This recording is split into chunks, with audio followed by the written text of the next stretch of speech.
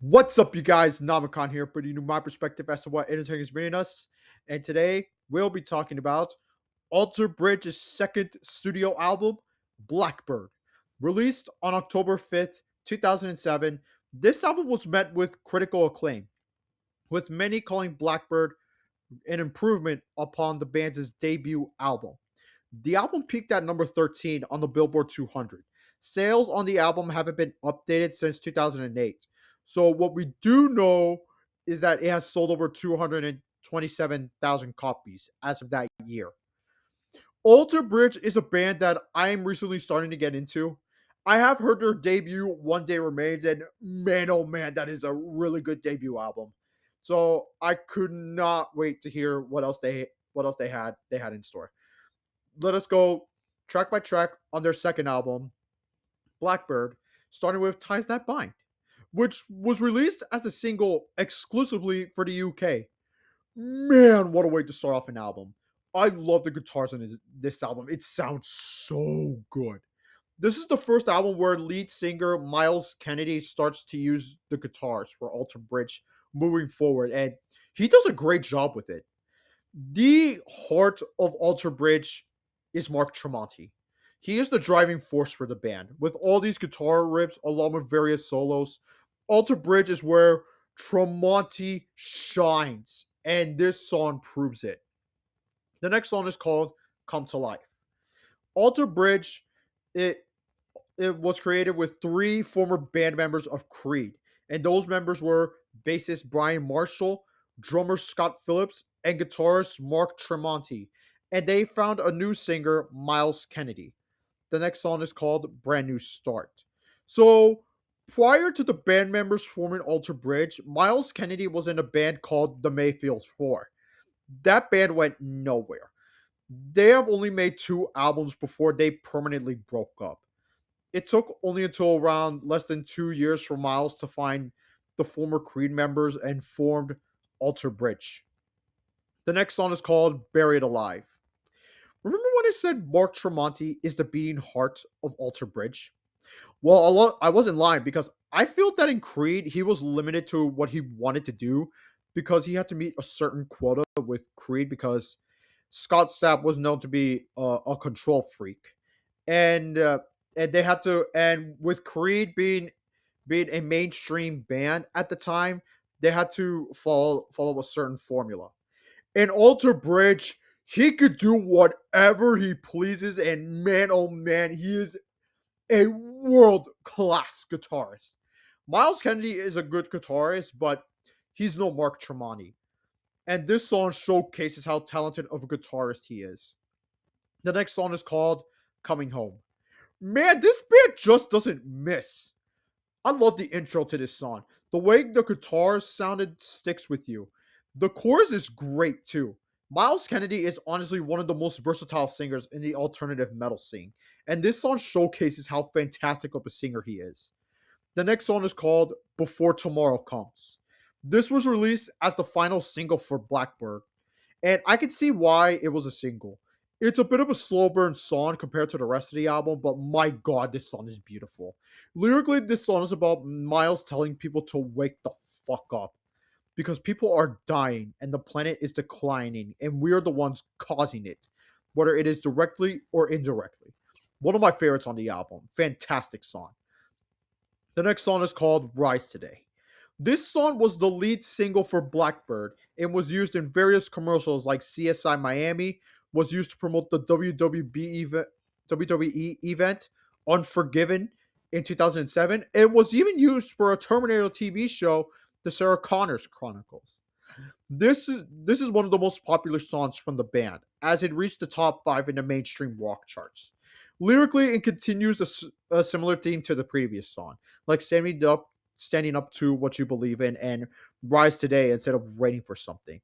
What a great single! Also, the guitar solo by Mark Tremonti, perfection, perfection. The next song is called Blackbird. This song is by far the longest song in the album, going for almost 8 minutes. If there is a song that I will say is the album's magnum opus. It is the title track to the Blackbird album. It may be long, but oh my god, man. Oh my god. This song is alternative metal, post grunge perfection. Everyone in the band is on their A game in this song. This was the song that Alter Bridge have been trying to make ever since they formed. After years of trying to make it work, they made this song, and it is now heralded as one of the greatest songs Alter Bridge has ever made. Some would say this is their best song of all time, and I cannot argue with that. I will put this up there as one of the greatest rock songs of the 2000s. It is that fucking good. I know everyone talks about Mark Tremonti's guitar solo in this song. Mark Tremonti does not miss with his guitar solo, but oh my god, his solo in this song, it's sensational. It's actually mesmerizing. It like that solo is an all timer. Everything about this song should be heralded as a classic. Oh, it's an absolute legendary song from 2000s rock. It's this song is it's a masterpiece. The next song is called One by One. So the reason why this album did not sold as well as One Day Remains was because there was no marketing for the album. The album was kind of dropped out of nowhere because of how little marketing it got. Reception for the album, however, is a different story. Many call this album an improvement over their debut album. Some even call it their best album to date. The next song is called Watch Over You. This song was the second single for the album, and it is by far the softest song in the album. This song is about addiction and feeling frustrated on not being able to help someone who is struggling from an addiction, even though they refuse any help. At least that's what Miles Kennedy said. This song is beautiful. Miles is the ringleader in this song, and he really sells the story in this song. There is an alternate version of this song that features Christina Scabia from Lacuna Coil, who sings with Miles Kennedy. I haven't heard that version yet, so I don't know if it's better than the original version. The next song is called Break Me Down. While every song here is great, if I have to choose a least favorite song in the album, it'll be this one. It's not a bad song. It's pretty good, but it feels run of the mill. It doesn't stand out compared to the rest, if you get what I mean. The next song is called White Knuckles.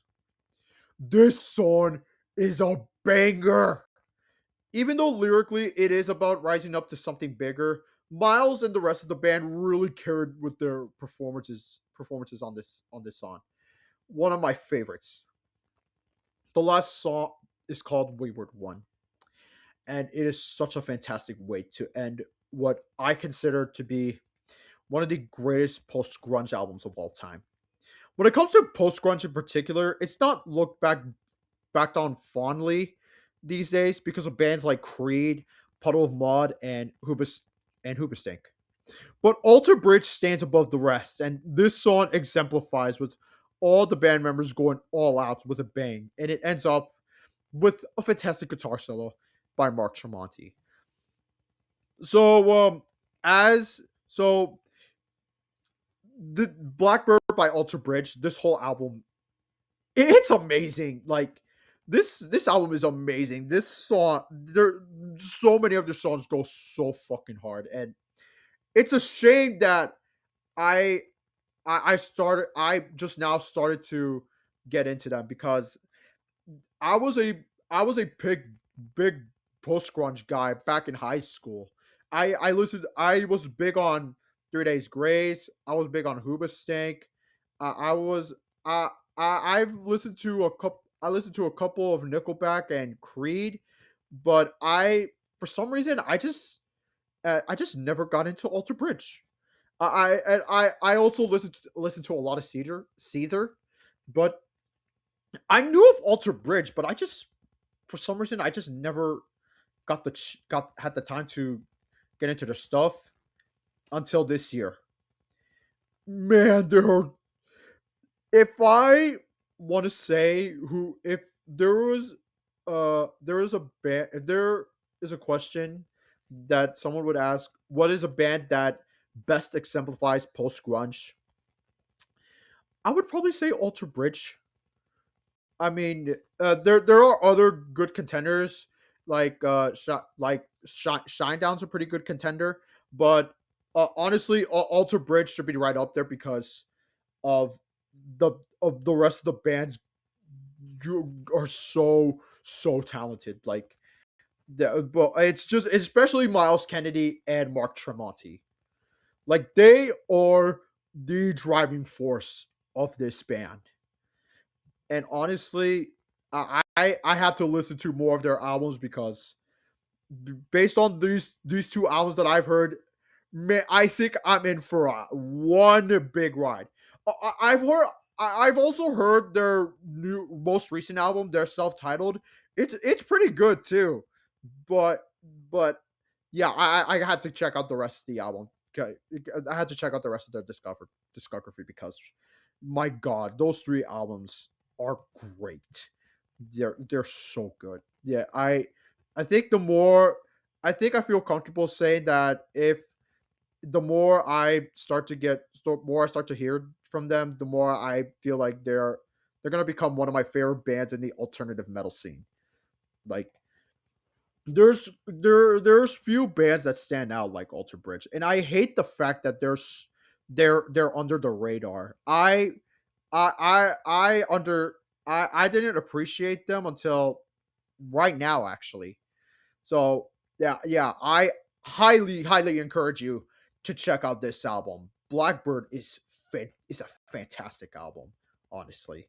Yeah, I would don't sleep on One Day Remains too. Even though it's considered to be a lesser liked album, it's not a bad album at all. It's a great album, but Blackbird is an improvement in almost every single way. So Blackbird for me gets a 4.5 out of 5. So for those of you that have heard Blackbird by Alter Bridge, did you like it? Did you hate it? Let me know in the comments down below. Make sure to subscribe to my channel if you haven't. And if you want to, you can also follow me on Instagram, Backlog, and Letterboxd down in the description down below. This is Namacon. I'll see you all next time.